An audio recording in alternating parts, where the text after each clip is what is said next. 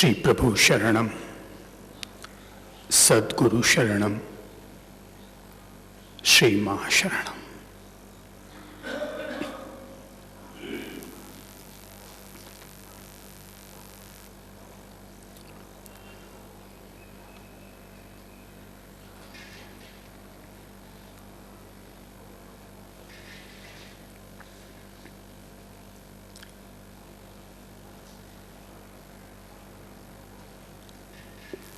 साधना के मार्ग पर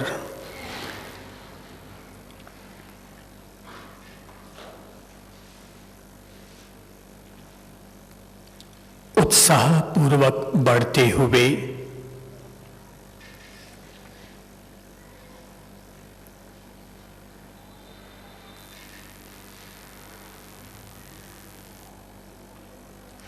मार्ग में आने वाले मील के पत्थरों को समझ लेते हैं।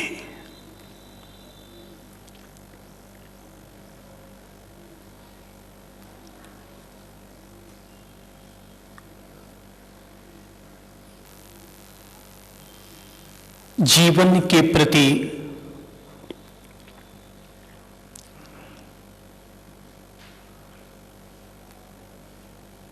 हर किसी इंसान का वही नजरिया होना चाहिए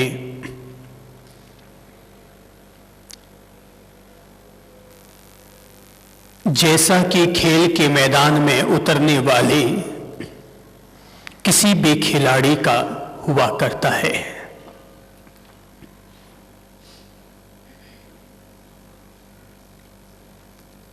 खिलाड़ी दो भाव से मैदान में उतरता है।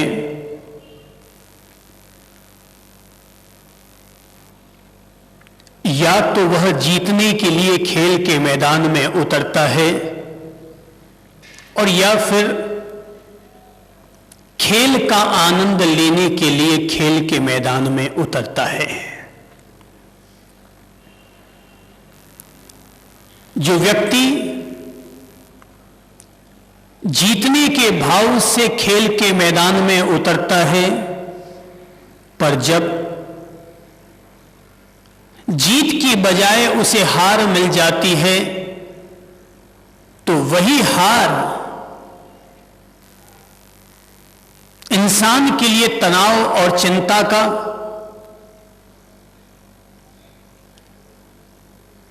विफलता और मायूसी का कारण बन जाता है। लेकिन कोई इंसान जब खेल का आनंद लेने के भाव से खेल के मैदान में उतरता है तो जीत जरूर उसे खुशी देती होगी, मगर हार उसे गम नहीं दे पाता। हार उसे गम नहीं दे पाती है।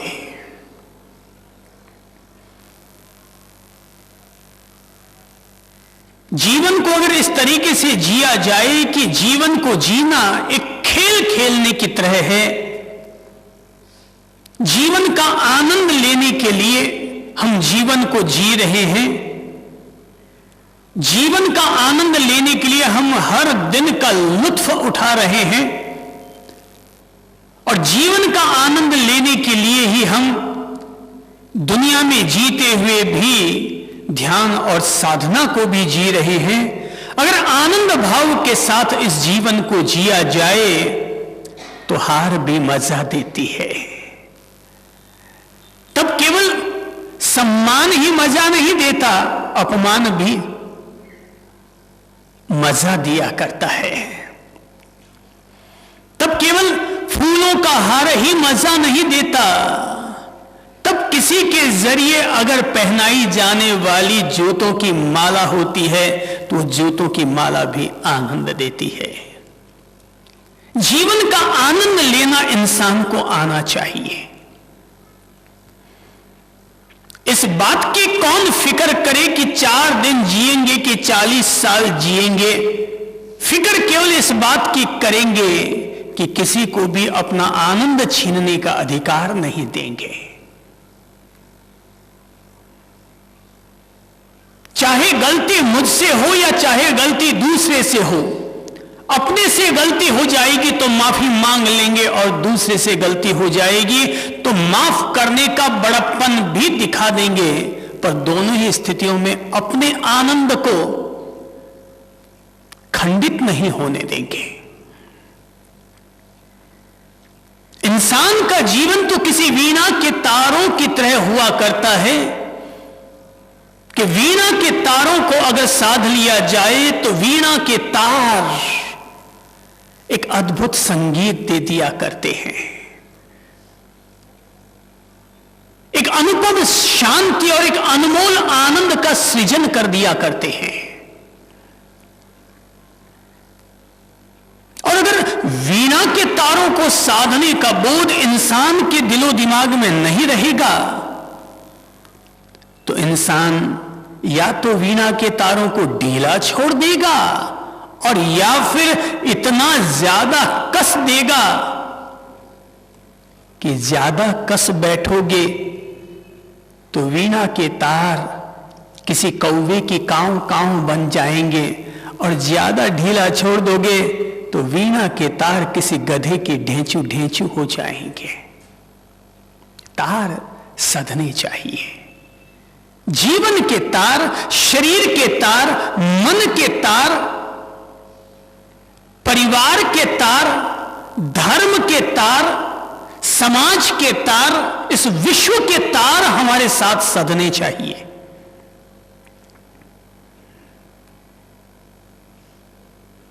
कोई अगर मुझसे पूछे आप क्या करते हैं तो मैं जवाब दूंगा मैं केवल आनंद लेता हूं।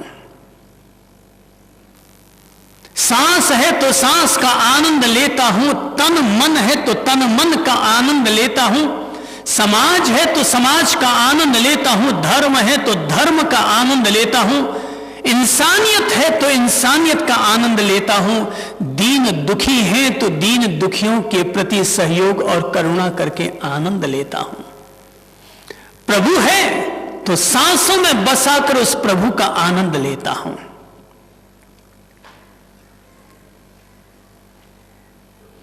वीणा के तार मेरी नजरों में सदा रहते हैं और मेरी समझ से हर साधक और हर इंसान के जीवन में वीणा के तार के प्रतीक जरूर बस जाने चाहिए कि ताकि वीणा के तारों को जैसे संतुलित ढंग से साधा जाता है कि जैसे कि बांस की पोंगरी को बांसुरी बनाकर उसे साधा जाता है, ऐसे ही अपने तन मन और जीवन को साधा जाना चाहिए। जरा एक बात सोचो कि बच्चा अगर पढ़ाई लिखाई ना करेगा तो क्या होगा? एक अनपढ़, एक गंवार, एक मूर्ख बच्चा जिंदगी को जी करके क्या करेगा? कोई विकास नहीं, कोई प्रगति नहीं, कोई सपने नहीं, कोई लक्ष्य नहीं, एक मजदूर की जिंदगी जी जाएगा। और जैसे बच्चा अगर पढ़ लिख कर तैयार ना होगा तो अपनी बुद्धि को कैसे साधेगा? और ऐसे ही अगर हम अपने तन मन जीवन को अगर नहीं साधेंगे तो इस तन मन को ढोकर के क्या करोगे? इस बात की कोई शुभकामना नहीं है कि आप लोग 100 साल जिए, केवल इस बात की शुभकामना है कि अपन जब तक जिए तब तक तन मन और जीवन को पूरी आनंद दशा के साथ, संगीत दशा के साथ, प्रसन्न दशा के साथ जिया जाए। तो मजा लो। मैंने बचपन में गीत सुना है, कल क्या होगा किसको पता, इस जिंदगी का ले लो मजा। जीवन का आनंद लेने का अगर तरीका आ जाए तो कौन आदमी होगा जो स्वर्ग जाना चाहेगा? कौन आदमी होगा जो कि देवलोक में अपना निवास करना चाहेगा? कौन आदमी होगा जो बिद देखे बैकुंठ धाम की यात्रा करना चाहेगा? जीवन अगर जीने का तरीका आ जाए, जीने का तजुर्बा मिल जाए तो स्वर्ग यही होगा, मेरे पास होगा, आपके पास होगा, आपके इर्द गिर्द होगा, आप जहां जाएंगे वहां होगा। तो वीणा के तारों को साधना हम सब लोगों को आ जाना चाहिए। भले ही आप योग के जरिए शरीर को साधे, ध्यान के जरिए मन को साधे, इंसानियत के जरिए विश्व को साधे, प्रेम और त्याग के जरिए परिवार को साधे, जरिया खुद तय करें। क्योंकि हर आदमी के लिए जरिया नया हो सकता है, हर आदमी के लिए रास्ता नया हो सकता है, और हर आदमी की मंजिल नई हो सकती है, पर तय तो इंसान को खुद को करना पड़ेगा।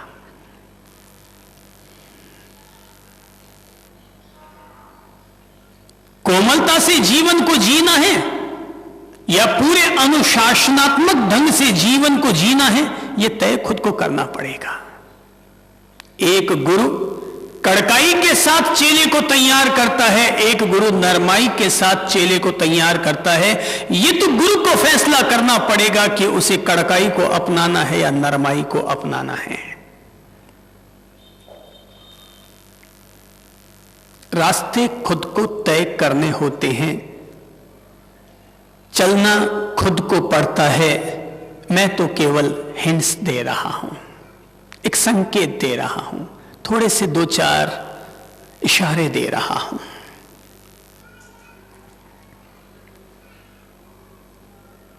तय है, इंसान जैसा होगा उसके पास वैसा ही लौट करके आएगा।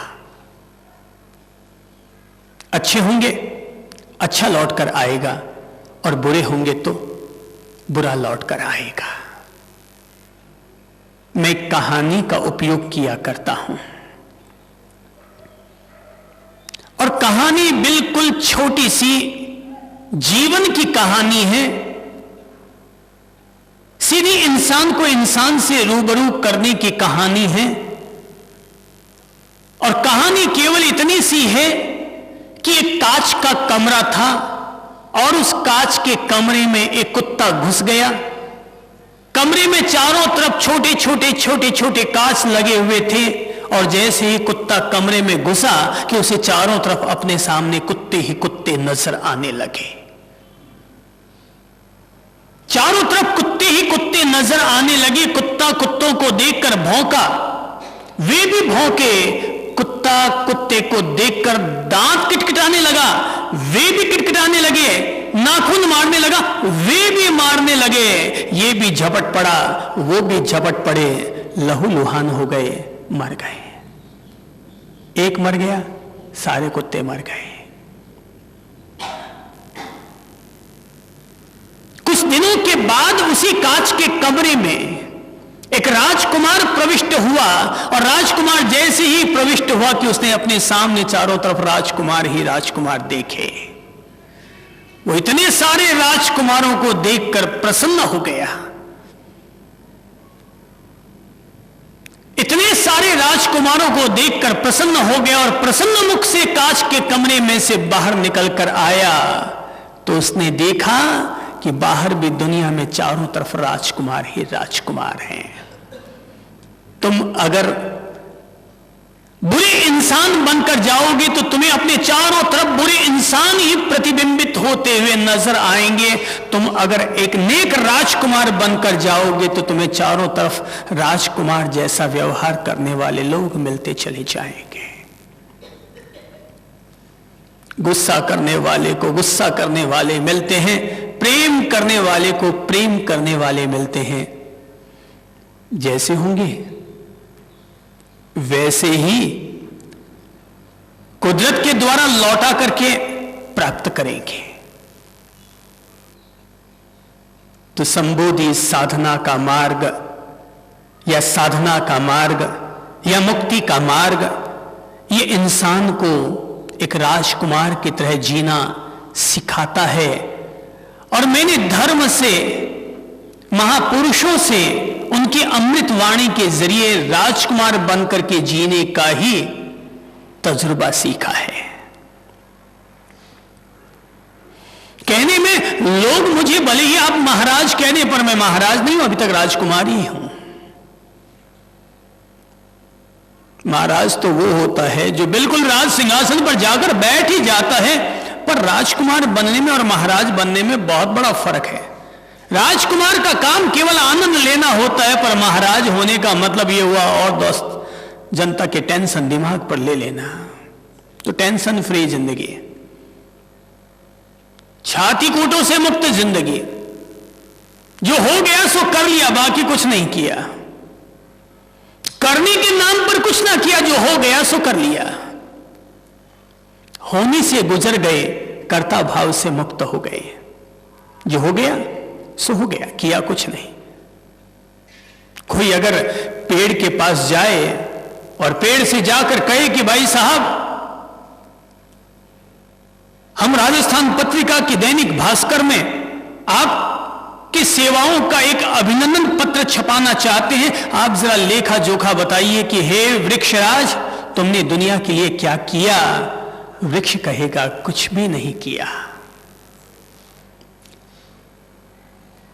लोग कहेंगे तुमने छाया दी, तुमने फल दिए, तुमने मिठास दी, तुमने लोगों को रस दिया, तुमने लोगों को ताकत और ऊर्जा दी। वृक्ष कहेगा मैंने कुछ नहीं किया, मैंने कुछ नहीं दिया, ये सब तो मुझसे हुआ। किया नहीं, हुआ। करने में और होने में फर्क है। जो किया जाएगा उसका तो अभिनंदन होगा, पर जो हुआ उसका क्या अभिनंदन होगा? वो तो हो गया। भूकंप आता है तो अभिनंदन करते हो क्या? वो हुआ, वो किया थोड़ी गया, वो तो हुआ। तो जो हुआ है उसका क्या अभिनंदन? जो किया जाता है उसके लिए तो अपन प्लस माइनस कुछ भी गेम खेल सकते हैं। तो जीवन का आनंद लेने वाला साधक, जीवन का आनंद लेने वाला इंसान केवल यही सोचता है, हो गया ठीक है।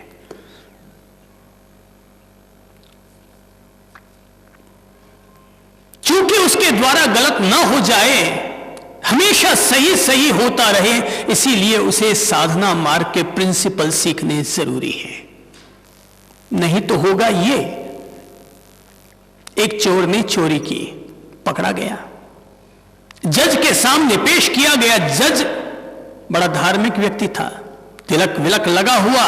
चोर ने सोचा ये ठीक, सामने आदमी मिल गया, तरीका ढूंढा जा सकता है। उसने कहा साहब मैंने कुछ नहीं किया, जो कुछ हुआ वो ऊपर वाले ने करवाया, इसलिए ऐसा हो गया।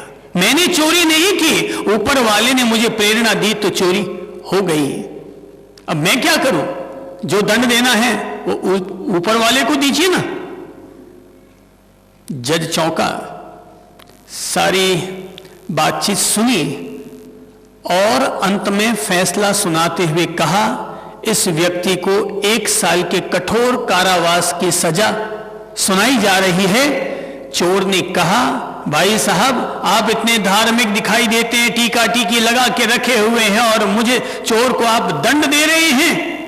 उसने कहा भैया ये मैं नहीं दे रहा, ये ऊपर वाला ही मेरे भीतर आकर तुझे दंड दे रहा है। मैं नहीं दे रहा, ये ऊपर वाला ही मुझे प्रेरणा दे रहा और वही आकर के तुम्हें दंड दे रहा है। अगर आदमी जो हुआ उसको अगर ऊपर वाले की व्यवस्था मान बैठेगा तो खोटा खोटा जितना करेगा वो भी ऊपर वाले की व्यवस्था मानेगा। मेरे भाई जो अच्छा हो जाए उसका श्रेय ऊपर वाले को दे देना, ताकि अहम भाव पैदा ना हो, और बुरा हो जाए तो उसका जिम्मा खुद पर ले लेना, ताकि उन पापों को एकांत में बैठकर प्रायश्चित कर सको, धो सको, काट सको।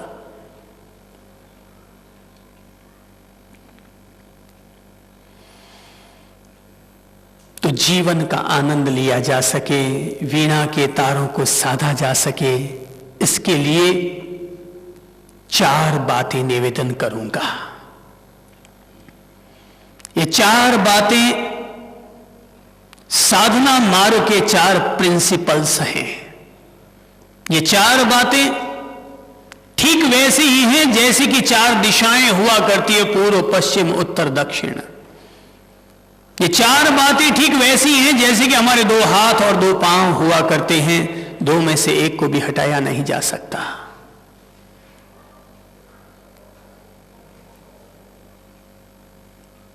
ऐसे समझिए कि ये आपके जीवन के प्रिंसिपल हो जाने चाहिए। ये बातें मैं वो कह रहा हूं जो बातें मेरे जीवन के प्रिंसिपल्स बने हुए हैं और मैंने इन बातों को जिया है, इसका परिणाम देखा है, समझा है, ज्ञानी जनों के अनुभव के आधार पर समझा है, अपने अनुभव के आधार पर समझा है, और तब इस निष्कर्ष पर आया हूं कि ये चार बातें नहीं हैं। ये चार बातें भी अपने आप में किसी मंदिर में रखे हुए चार भुजानाथ भगवान की प्रतीक हैं।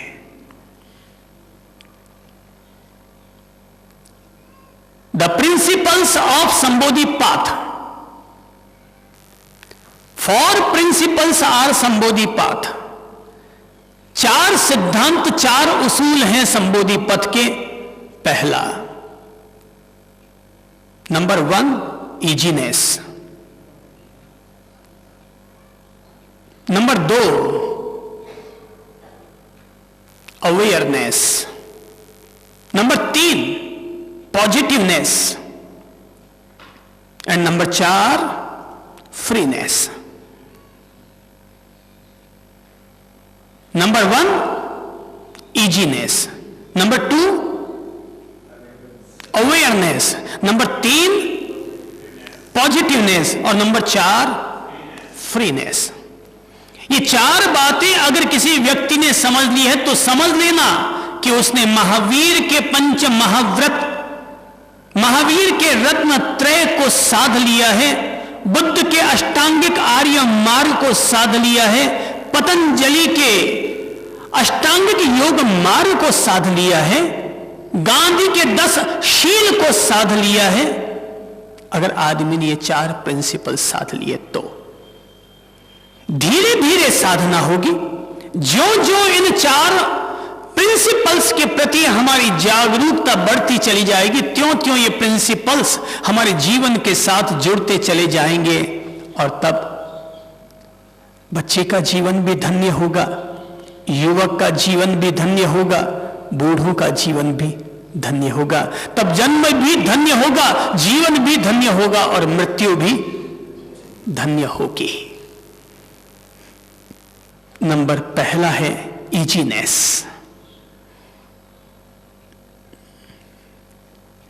अपने आप से हम पूछें कि हम कितने ईजी हैं। बीजी तो हैं, ये तो पूरी दुनिया जानती है कि आप बीजी हैं, लेकिन ईजी कितने हैं ये पहले अपने आप से पूछना पड़ेगा। क्या सुबह उठ करके माता पिता को प्रणाम करने की आदत है? अगर नहीं है तो अनईजी है।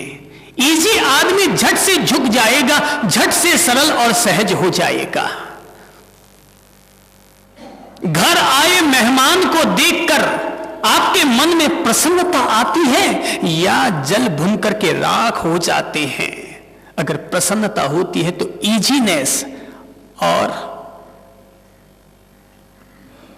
मन को खेद होता है तो अनईजीनेस। जीवन में सदा सब लोगों को याद रखना चाहिए कि दुनिया की व्यवस्था है, प्रकृति की व्यवस्था है कि प्रकृति का धर्म ही परिवर्तनशील है। न ये रहेगा न वो। भाई सिक्का उछालोगे तो या तो चित गिरोगे या पुट गिरोगे, चलोगे तो या तो पहुंचोगे या कहीं गिरोगे, बोलोगे तो या तो लोगों का दिल बदलोगे या फिर लड़खड़ा करके गिर पड़ोगे। कुछ भी करेंगे तो परिणाम 2 में से तो एक ही आएगा ना। और जब 2 में से एक आना अगर तय है तो फिर ईजीनेस क्यों ना हो? गिर गए तो भी ईजी और पहुंच गए तो भी ईजी। दोनों ही स्थितियों में जो व्यक्ति अपने आप को सहज रख लिया करता है, वो व्यक्ति किसी भी स्थिति में प्रशंसा को पाकर के घमंडी नहीं होता और आलोचना को सुनकर के किसी के गाल पर थप्पड़ नहीं मारता। क्यों? क्योंकि पहला उसूल अपना लिया है और वो है ईजीनेस। सहज जिएंगे, सरलता से जिएंगे।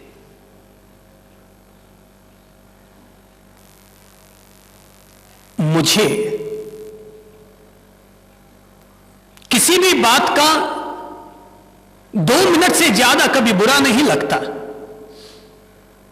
1 मिनट, 1.5 मिनट, 2 मिनट, 2 मिनट में अधिकतम बता रहा हूं। अगर कभी कोई बुरा लग गया तो अधिकतम 2 मिनट। क्योंकि बुरा इसलिए लग जाएगा क्योंकि मैं भी इंसान के रूप में पैदा हुआ हूं और इंसान का मन, इंसान का हृदय और इंसान की आत्मा मेरे भीतर भी समाहित है। इसलिए अगर कोई बहुत ज्यादा अपमान कर बैठेगा, बहुत ज्यादा विषमता खड़ी कर देगा, तो एक बार चित्त थोड़ा सा असहज होगा, पर पल 2 पल होते ही तत्काल अपना विवेक और अपना बोध जागृत होकर आ जाएगा और वो कहेगा सब परिवर्तनशील है, चेंजिंग, ये भी बदलने वाला है। और कोई तारीफ करता है तो पहली बात तो यह कि मैं किसी को अपनी तारीफ करने नहीं देता, क्योंकि इसमें खतरा ज्यादा है। तारीफ को सुनने पर थोड़ा सा छाती है ना, वो 34 इंची की 36 इंची हो जाती है। और ठीक है, 36 इंची छाती होती हो तब तो ठीक है, पर वो केवल होती भी तो 2 मिनट के लिए ही है, वापस 34 की 34 रह जाती है। तो फिर ये 34-36 वाला आंकड़ा क्यों खड़ा किया जाए, 33 और 36 वाला आंकड़ा क्यों खड़ा किया जाए? इसलिए ठीक है, बैठ जाए यार, हमको पता है हम कैसे हैं, ज्यादा तारीफ मत करो। इसलिए अब चूंकि सार्वजनिक जीवन है, शहर शहर जाना पड़ता है और जहां भी जाते हैं तो कुछ ना कुछ बोलना पड़ता है, और बोलना होता है तो पहले एक महानुभाव भूमिका बनाने के लिए खड़ा होता है। वो प्रशस्ति पत्र गाता है कि आप ऐसे, आप ऐसे। तो कहता है कि साहब थोड़ा परिचय लिखवा के दे दीजिए तो मैं बोल दूंगा। मैंने कहा तू ऐसे ही बैठ जा, मैं खुद ही बोल दूंगा। जो मुझे बोलना होगा वो मैं खुद ही बोल दूंगा। तुम्हारे बोले से मेरी तारीफ नहीं होगी, पर मैं जब बोलूंगा तो दुनिया अपने आप तारीफ के पुल बांधने लग जाएगी। और तारीफ वो कैसी तारीफ जो मुंह पर सुनाई जाए, तारीफ वो है जो पीठ पीछे सुनाई जाए। जीते जी जिसकी तारीफ हो वो प्रशंसा का पात्र न हुआ, मरने के बाद भी जिसकी तारीफ हो वही व्यक्ति महापुरुष हुआ। जीते जी जिस महापुरुष की तारीफ होती वो केवल पुरुष हुआ, लेकिन मरने के बाद जिस पुरुष की तारीफ हो जाए वो पुरुष से ऊपर उठ करके महापुरुष हो गया। मुंह पर तो तारीफ थोड़ी वापस तारीफ पाने के लिए की जाती है, पर पीठ पीछे तारीफ तभी होती है जब दिल में जगह होती है। जब दिल में जगह बन जाती है तो पीठ पीछे तारीफ हुआ करती है। तो मैंने कहा मुझे बुरा कम लगता है। एक तो मैं वैसे भी वाटरप्रूफ आदमी हूं, जल्दी से असर फसर कुछ होता नहीं है। जैसे वाटरप्रूफ घड़ी होती है ना, जल्दी से उसमें पानी वानी घुसता नहीं है, तो वैसे भी वाटरप्रूफ आदमी हूं, कोई असर वसर जल्दी मेरे पर होता नहीं है। पर अगर हो जाता है तो मैंने कहा ना, इंसान की आत्मा, इंसान का हृदय और इंसान का मन भी साथ में लेकर जीता हूं, इसलिए कभी कभी अगर असर हो भी जाता है तो 2 मिनट तक, बाकी पता है परिवर्तनशील, अगला भी बदल जाएगा, मैं भी 2 मिनट बाद बदल जाऊंगा। तो जब प्रकृति का गुण धर्म ही परिवर्तनशीलता है तो किसी के प्रति भी लगातार गुस्सा क्यों रखा जाए और किसी के प्रति भी लगातार मोह क्यों रखा जाए? सहज जियो, इजी। अगर इजी जियोगे ना तो पत्नी मर जाएगी ना तो भी आराम से जिंदगी गुजार लोगे, और अनईजी होकर जियोगे ना तो पत्नी पीहर चली जाएगी ना तो भी रातों की नींद हराम हो जाएगी। ठीक है तो है, नहीं है तो नहीं है। इसमें भी आनंद है, उसमें भी आनंद है।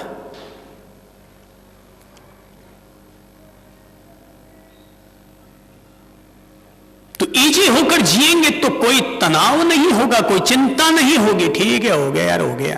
मकान गिरना था, गिर गया। दुकान में आग लगनी थी यार, लग गई, अब क्या करें। मैंने तो लगाई नहीं, अब लग गई सो लग गई। होनी थी सो हो गई। होनी तो होकर रहे, अनहोनी ना होए। जाको राखे साइया, मार सके ना कोई। जो होनी थी सो हो गई, ठीक है, हो गया सो हो गया। और अगर लगता है कि बुरा लग ही गया तो एक हाथ थोड़ा हाथों हाथ निपटा के खत्म कर देना। मामले को ज्यादा खींचतान करना ठीक नहीं है। अगर बेटे को थप्पड़ मारनी तो मार देना भाई, पर उसको 3 घंटे तक दिमाग में उसका टेंशन मत ढोना। वो 3 घंटे का टेंशन खींचने की बजाय बच्चे को एक थप्पड़ मार देना कहीं ज्यादा ठीक है। वो सस्ता सौदा है। बच्चा भी चूंकि वो जल्दी भूल जाता है ना, तो 2 मिनट में, 5 मिनट, 10 मिनट में वापस राजी हो जाएगा। पर आप 3 घंटे अगर खींच कर रखेंगे तो ये नुकसान का सौदा होगा। तो चिंता नहीं, ठीक है। Is that so? ठीक है, हो गया, कोई बात नहीं।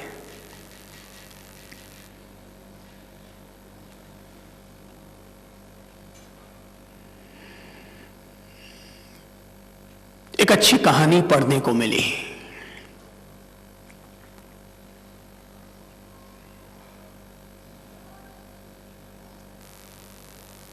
एक सौदागर था कि उसके पास एक नौकरानी थी, और नौकरानी इतनी खूबसूरत कि जो देखे दिल लुभा जाए। तो सौदागर के पास एक नौकरानी थी।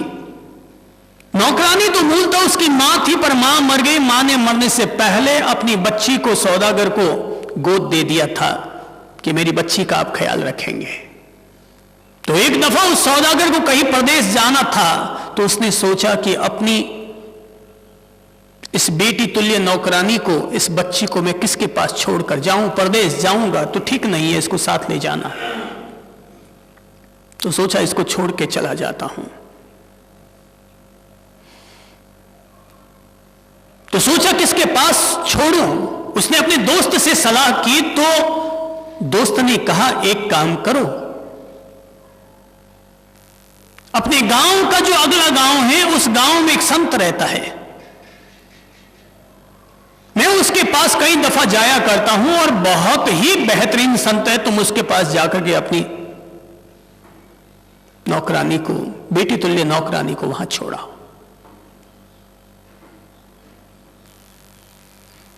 तो उसने कहा क्या वो रख लेंगे? बोले अगर वो संत होगा तो जरूर रख लेगा। मैं जब संत कह रहा हूं तो सामान्य अर्थ में संत शब्द का प्रयोग नहीं कर रहा हूं। मैं संत शब्द का प्रयोग कर रहा हूं तो इसलिए कर रहा हूं कि जो स्त्री और पुरुष दोनों के भेद से जो ऊपर उठ गया उसका नाम संत।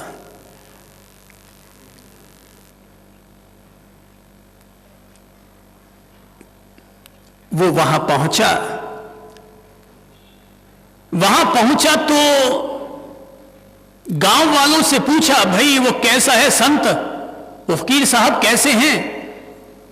तो गांव वालों ने थोड़ी सी टिप्पणी की। किसी ने कहा भाई ठीक है, किसी ने कहा नहीं यार वो थोड़ा गड़बड़ है। तो सुना के वहां से वापस लौट आया। जब गांव वाले भी अभी तक पूरे भरोसे में नहीं हैं, तो मैं अपनी इस बेटी तुल्य नौकरानी को कैसे वहां रख दूं? गड़बड़ हो सकती है। वो 2 दिन के बाद अपने दोस्त के पास पहुंचा तो दोस्त ने कहा कब जा रहे हो? बोले 2 दिन बाद जाना है। तो क्या उसको रखा है? बोले नहीं यार रख के नहीं आया, वहां गांव में गया, गांव वालों ने कहा ऐसा वैसा कहा, यार महाराज थोड़े गड़बड़ हैं, तुम और कोई नाम बता दो, उसके पास रखाता हूं। आदमी ने, दोस्त ने फिर सोचा और कहा मैंने फिर सोच लिया है और सोच के फिर तुम्हें सलाह देता हूं कि तुम उसी संत के पास जाकर के अपनी बच्ची को रख के आ जाओ। अब दोस्त ने फिर सलाह दे दी तो फिर गया, मगर जब वहां पहुंचा तो वहां जाते ही देखा कि महाराज झोंपड़ी के बाहर बैठे हैं धूप में, बगल में एक प्याला और एक शीशी पड़ी है।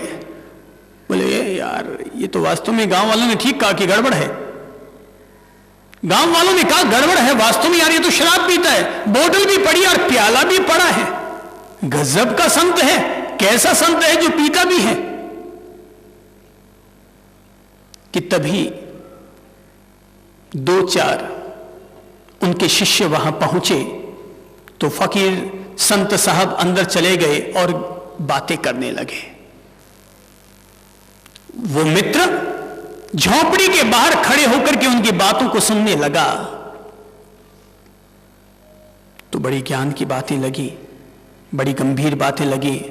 उनकी वाणी ने उनको प्रभावित किया और अनायास ही उसके पांव अंदर की तरफ चले गए कि जाके पूछता हूं, देखता हूं क्या बात है। अंदर चला गया, बातें सुनी, प्रभावित हुआ। और जब प्रभावित हुआ तो उसने कहा महाराज आप बातें तो इतनी ऊंची और आध्यात्मिक कर रहे हैं, मगर एक बात समझ में ना आ पाई कि आपने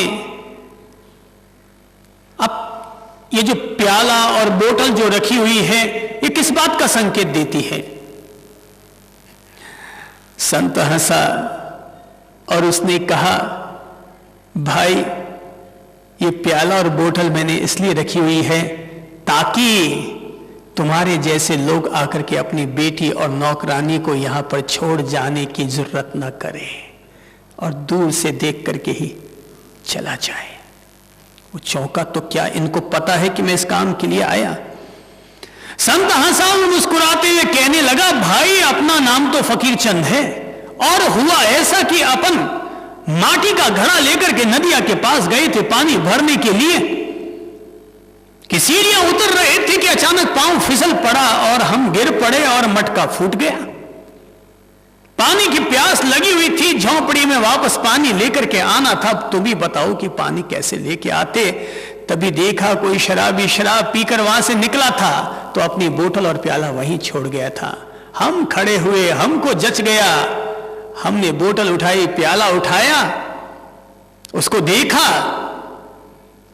नदिया में उतरे, पानी से धोया और पानी उसमें भर करके झोंपड़ी के भीतर ले आए। हमको 2 फायदा हो गया, इस मटके को कोई चुराने की कोई चेष्टा भी नहीं करता और तुम जैसे सौदागर लोग आकर के मेरा टाइम भी खराब नहीं करते और अपनी बेटी को मेरे पास छोड़ जाने का झंझट ये भी मुझे मोल नहीं लेना पड़ता। ऐसा ये जो इजीनेस है कि मटके में भी मस्ती और प्याले में भी मस्ती, ये मस्ती हर कोई नहीं ले सकता, इतना इजीनेस हर कोई नहीं हो सकता। ये तो वही हो सकता है जिसने साधा है अपने तन और मन को, जिसने साधा है साधना को, जिसने साधा है अपने भीतर फ्रीनेस को, मुक्ति को, आजादी को। वही व्यक्ति ऐसी इजीनेस को जी सकता है। पर हम कम से कम इतना तो कर सकते हैं ना, कभी घाटा लग जाए ना दुकान में तो चिंता पालने की बजाय इजीनेस सिद्धांत को याद कीजिएगा और सहज हो जाइएगा। ठीक है, हो गया हो गया।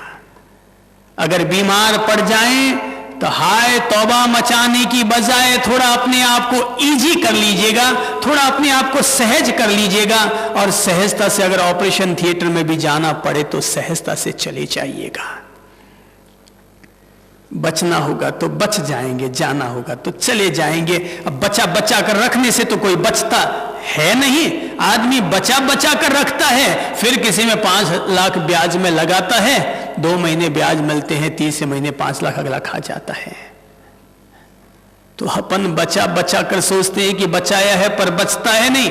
अपन जीवन को भी सोचते हैं बचा बचा कर बचा लेते हैं लेकिन बचता है नहीं, ये तो चला जाता है।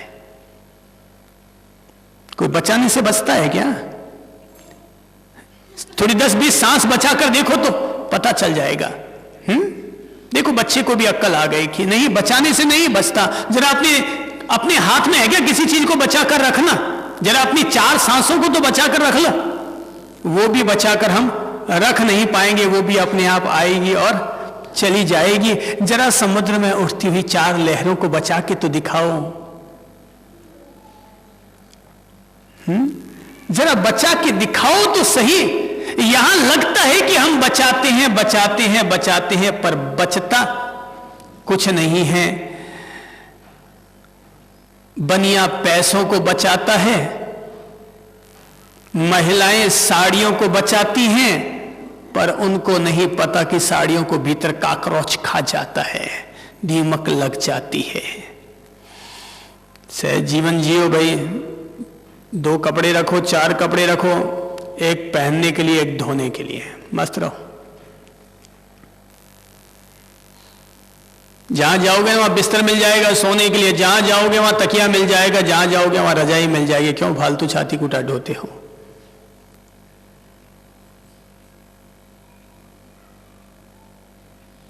मैं जब संत बना, मुझे संत बनने से पहले संत जीवन के नियम कायदे मुझे पता नहीं थे। आपको पता है मैं संत कैसे बन गया? आप हंसेंगे।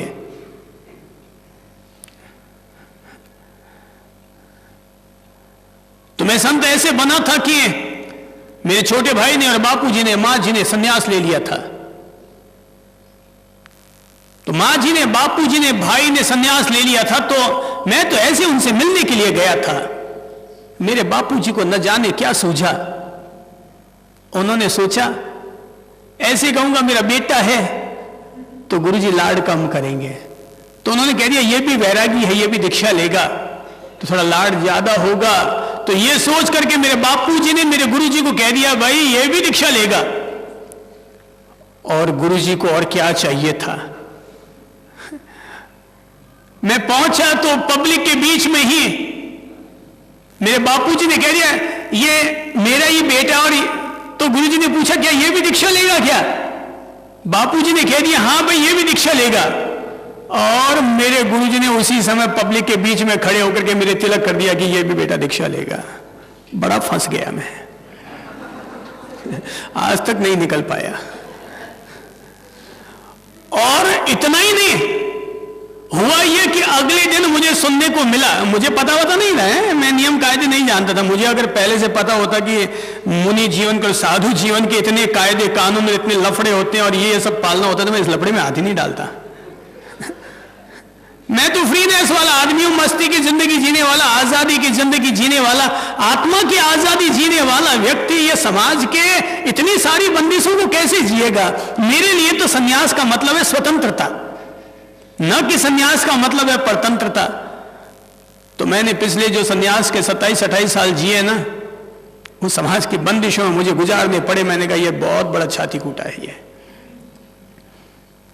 तो अगले दिन मैं ऐसा फंसा कि मैं आज तक उस दिन को नहीं भूल पाया। अगले दिन मुझे जानकारी मिली जब गुरुजी अपना प्रवचन दे रहे थे, तो प्रवचन देने के बाद उन्होंने कहा कि भाई 15 दिन के बाद बाड़मेर से पालीताना का पद यात्री संघ निकल रहा है।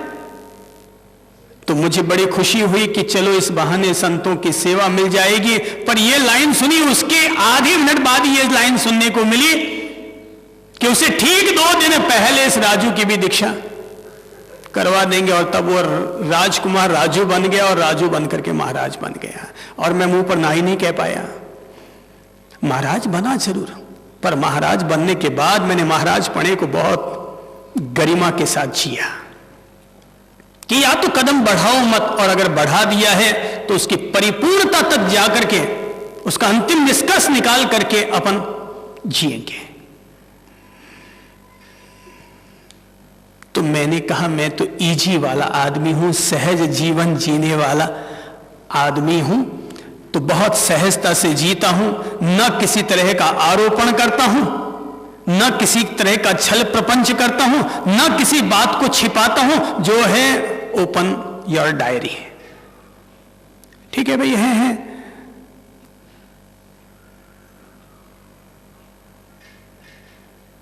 इसीलिए चूंकि इजीनेस के साथ जीते हैं, इसलिए जल्दी से किसी के साथ न कभी द्वेष हुआ न होगा, न मोह हुआ न होगा।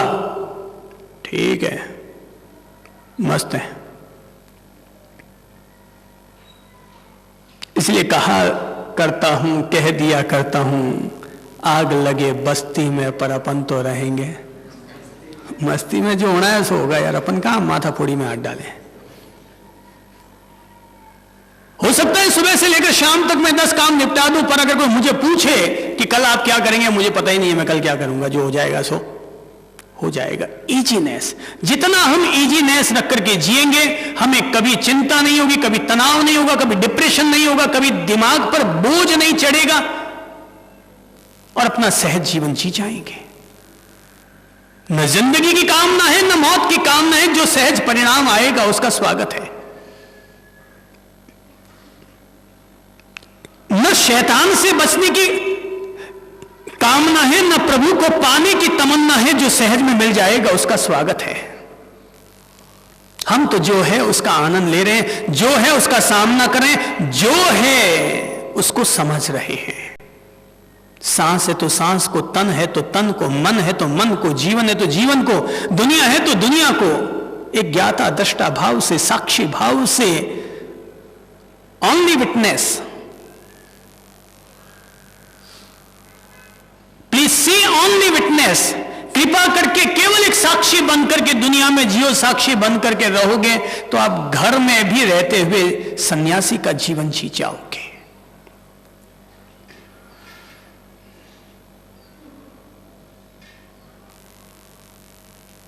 एक महिला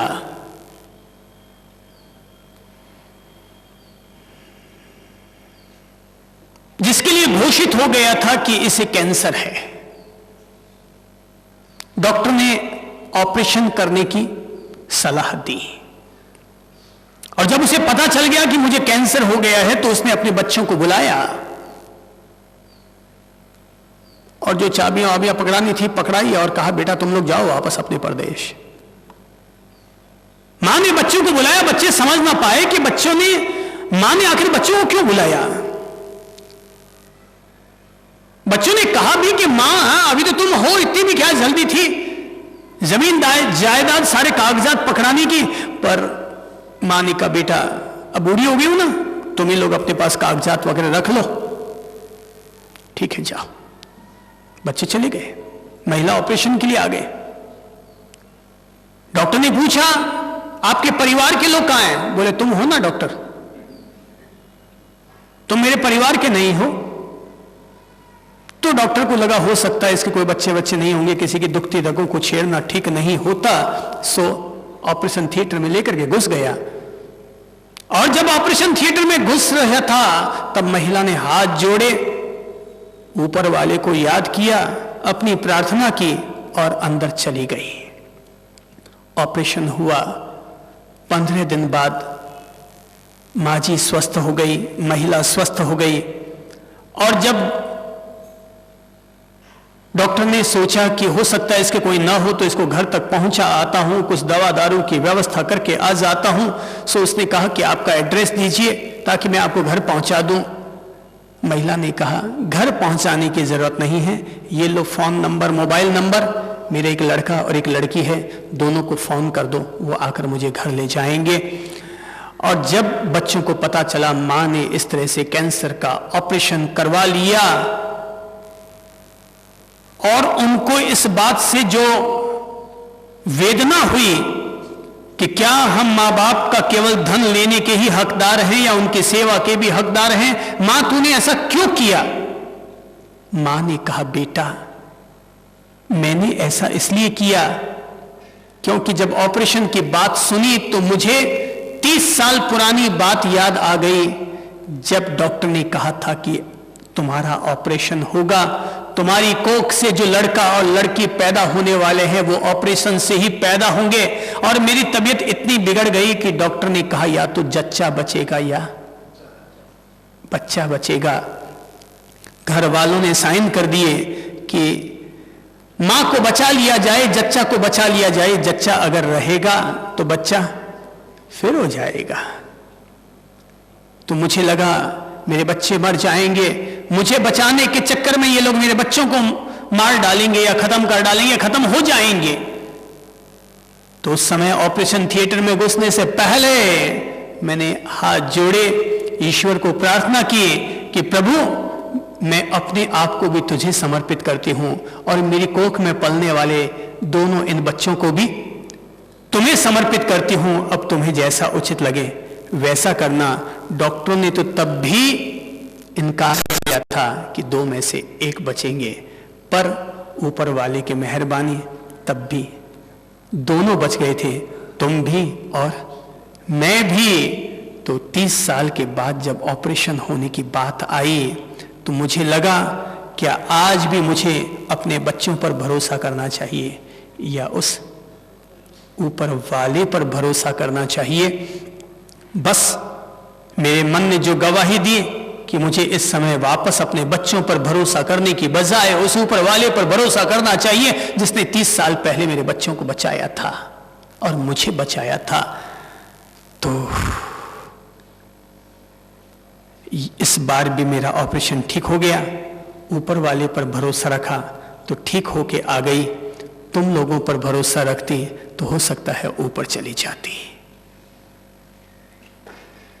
छोड़ दो अपनी लगाम उस पर और अपना सहज जीवन जियो।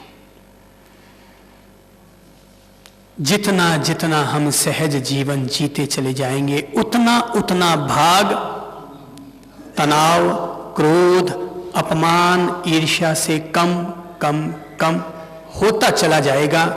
आज भी अगर आप में से या मुझे या किसी को भी अगर लगता है अपमान महसूस होता है, क्रोध आता है, ईर्ष्या जगती है, तो समझ लेना अभी तक इजीनेस जीवन में आ नहीं पाई है। तो ज्यों ज्यों हम अपने जीवन के प्रति सहज होंगे, ज्यों ज्यों सहज होंगे, त्यों त्यों तनाव मुक्त, आनंदपूर्ण, विश्रामपूर्ण अपना सहज जीवन जीने में हम सब लोग सफल हो जाएंगे। और अगर लगता है आज भी अगर नींद नहीं आती है, रात को छोटी सी बात भी गुस्सा दे देती है या ऐसी कोई फीलिंग होती है, तो मेरी समझ से सहजता कम रहती है, तो आदमी ऐसा सोचता है। तो आप में अगर कोई बच्चे हो ना, जो बच्चे हैं, इजीनेस को ले आओ, मार डांट दे कोई बात नहीं। और अगर आप बड़े हैं और बच्चों से गलती हो जाए तो भी सोच लो कोई बात नहीं, बड़ों ने डांट लगा दी, ठीक है, बड़ों को अधिकार है डांट लगाने का। बच्चों से गलती हो गई, भाई बच्चे ही तो हैं, तो बच्चों से गलती नहीं होगी तो किससे होगी?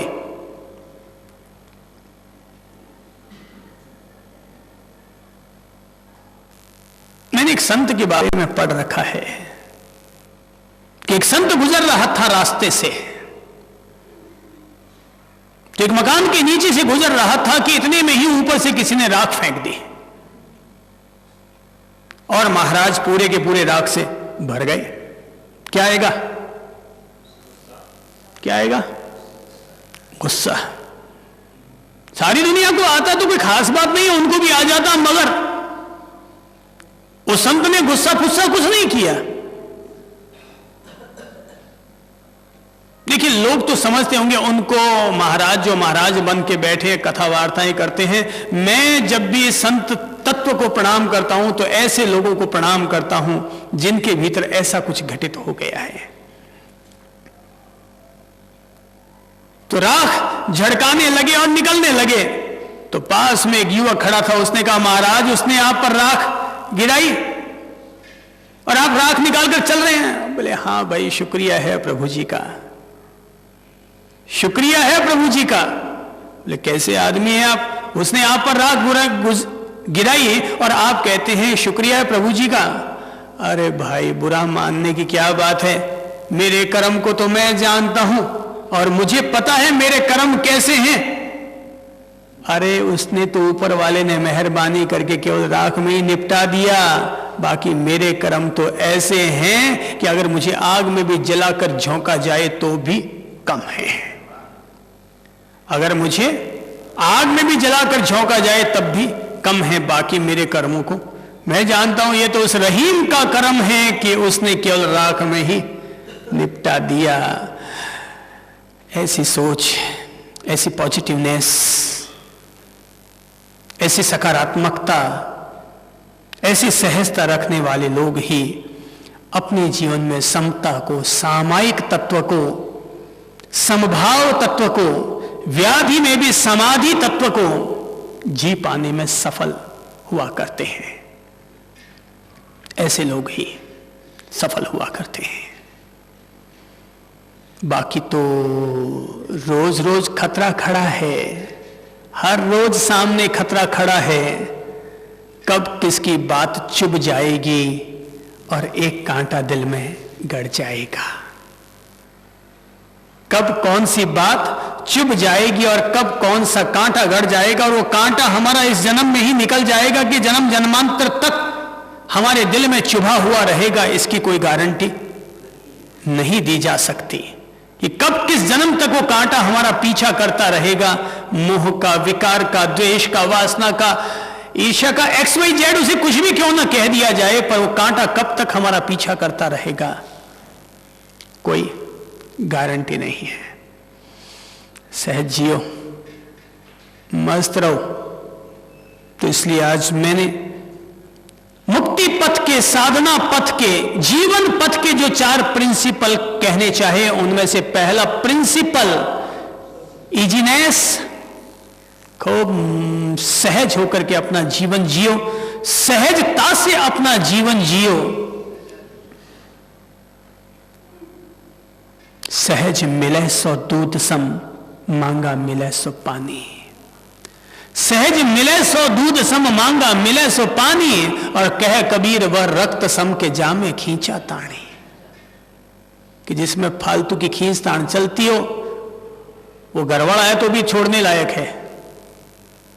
खींच ताण फालतू की रोज रोज चलती हो तो पत्नी है तो भी छोड़ने लायक है, धंधा है तो भी छोड़ने लायक है।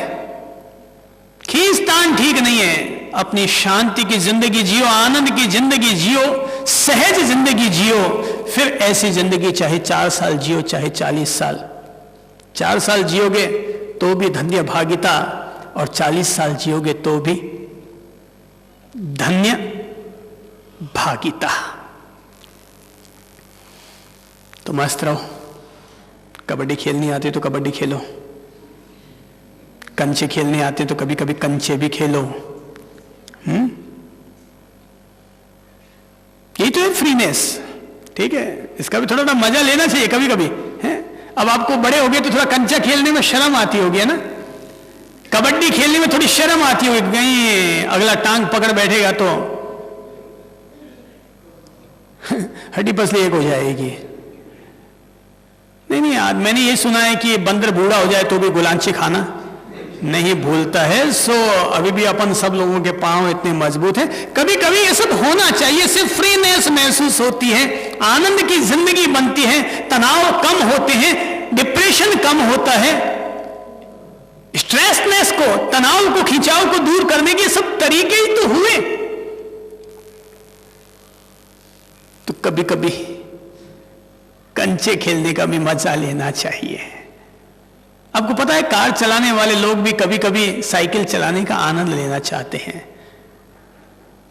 मैंने सुना है आजकल ऐसी साइकिल आई है विदेश में जिसका मूल्य 12 लाख रुपया है। हमारे हिंदुस्तान में तो 1200 रुपये ही है अभी तक भी, पर विदेश में 12 लाख रुपया है। तो हम सोचते हैं यार, ऐसी का साइकिल में क्या लगा रखा है जो 12 लाख रुपए की कार साइकिल। भाई 12 लाख रुपए की साइकिल, क्या उसमें हीरे जड़े हैं कि सोने की साइकिल बनाई है कि जो 12 लाख की साइकिल। तो आपको बता दूं, वो साइकिल तो वो लोहे की है, साइकिल सोने की नहीं है। पर वो साइकिल उन अरबपतियों के लिए है जो रोजाना मर्सिडीज कारों में घूमते हैं, उससे धाप गए तो उनको चलाने के लिए वो 12 लाख की साइकिल है। स्टैंडर्ड देखना पड़ता है ना, वो कौन सी साइकिल में चढ़ा है। अरबपति आदमी, और अगर टटफूसिए, अब अगर अंबानी जी अगर फिएट में चलेंगे और टाटा बिरला अगर एम्बेसडर में चढ़कर चलेंगे तो थोड़ा अपना पानी तो नीचे उतारेंगे और क्या करेंगे। तो भाई आदमी के हिसाब से तो मैं घर में गया तो बड़ा अरबपति आदमी था, विदेशों से आया था और मान मनुहार पूर्वक अपने घर लेके गया। उसके घर के दरवाजे भी चंदन की लकड़ी के बने हुए थे। तो सामने 50 तरह के आइटम सजे हुए थे।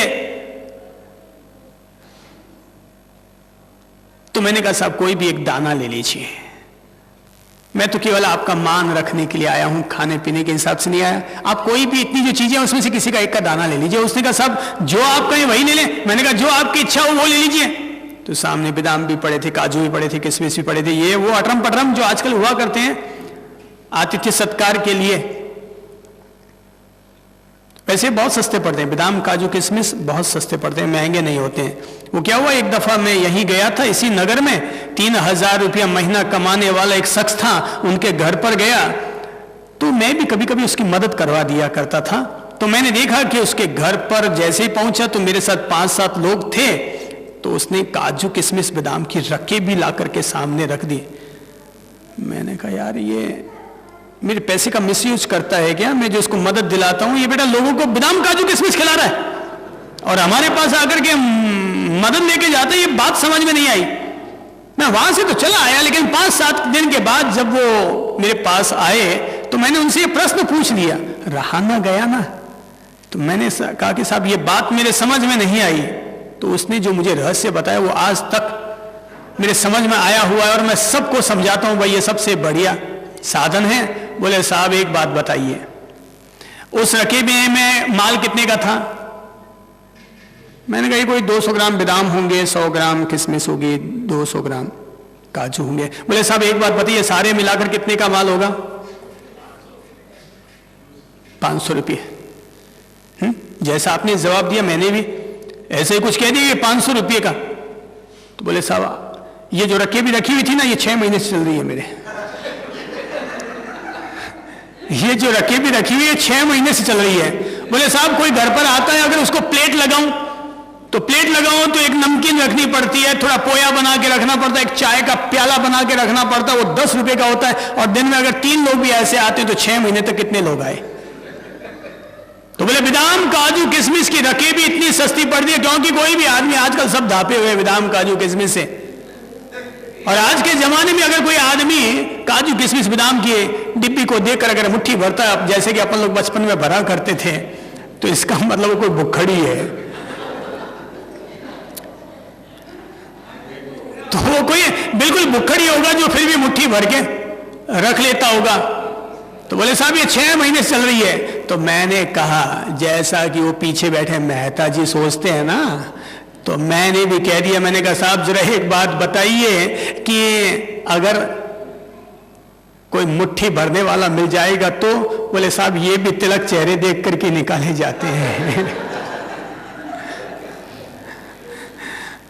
कि किसके सामने रखे भी रखनी है, ये हमें पहले से पता चलता है कि मुट्ठी भरने वाला है कि उसमें से एक काजू ही बमुश्किल उठाने वाला है। तो मैं गया था उस सज्जन के साथ कि जिनके घर में चंदन की लकड़ियों के दरवाजे बने हुए थे, इतना भव्य भवन। तो जब मैं वहां गया तो मैंने कहा साहब कुछ भी ले लीजिए, जो आपका मन रखना, मुझे तो एक दाना कुछ भी ले लीजिए। बोले साहब जो आपको अच्छा लगे वही दे दूं। मैंने कहा नहीं, मुझे तो सभी अच्छे लगते हैं, आपको जो अच्छा लगता है वो ले लीजिए। तो उस आदमी ने पता है क्या उठाए? चने।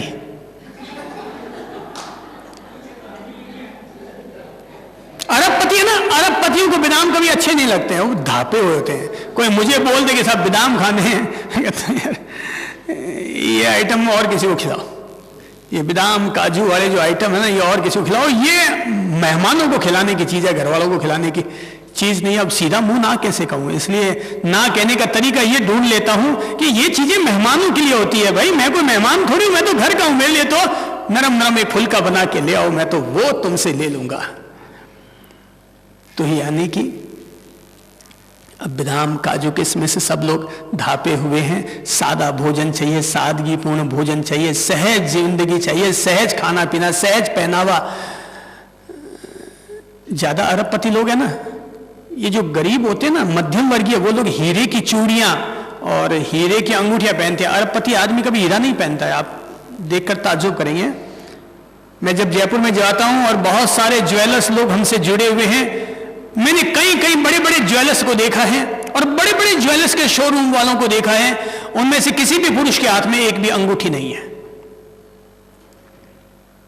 बोले सब देख देख के धाप गए तो पहनने की कहाँ इच्छा होगी, देख देख के धाप गए तो पहनने की कहां से इच्छा होगी। सो एक अंगूठी भी वो लोग नहीं पहनते हैं। उनकी पत्नी जरूर एक चूड़ी हाथ में एक हीरे की रख लेती है, बस धाप आ जाती है, तृप्ति आ जाती है, मस्त रहो भाई मस्त।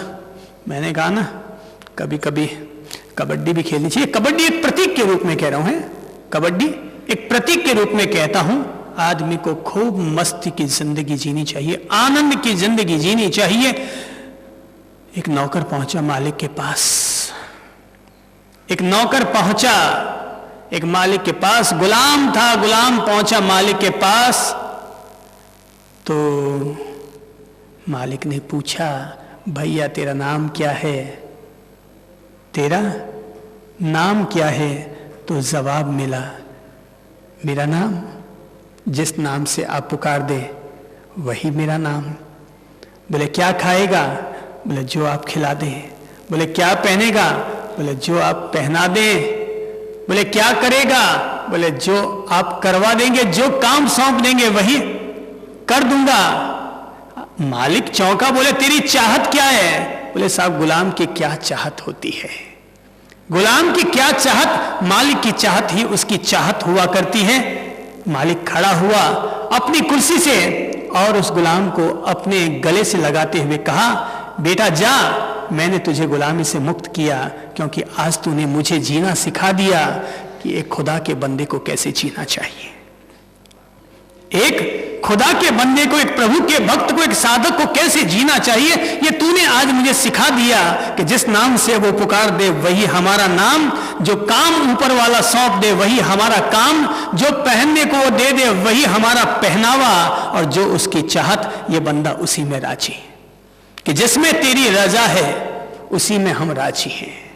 ये जो मस्ती वाली जिंदगी है, ये जो आनंद वाली जिंदगी है, ये हमें साधना पथ से उपलब्ध होती है, जीने को मिलती है, सीखने को मिलती है। और हम लोग साधना के दौरान यहाँ पर इसी का ही अभ्यास करते हैं ताकि तन मन के विकार, तन मन की वासनाएं, तन मन के गुणधर्म हम लोगों पर कम से कम हावी हों और हम तन और मन दोनों से ऊपर उठकर किसी कमल की पंखुड़ियों की तरह एक सुंदर, एक सौम्य, एक सुगंधमय, एक संगीतमय, एक आनंदमय अपना जीवन जी सके। मैंने पहले कह दिया जीवन चाहे 4 दिन का हो चाहे 40 दिन का, इसकी कोई परवाह नहीं है, लेकिन जब तक इस शरीर में निवास करेंगे, इस काया के मंदिर में निवास करेंगे, तब तक आनंद भाव को, मुक्ति के भाव को, निर्लिप्तता के भाव को, फ्रीनेस के भाव को, इजीनेस के भाव को अपने साथ जोड़कर रखेंगे। आज 4 उसूलों में से एक ही उसूल की बात कर रहा हूं, एक ही प्रिंसिपल की बात कर रहा हूं। देखें कल कुछ और आनंद लेते हैं। आओ थोड़ी सी साधना कर लेते हैं।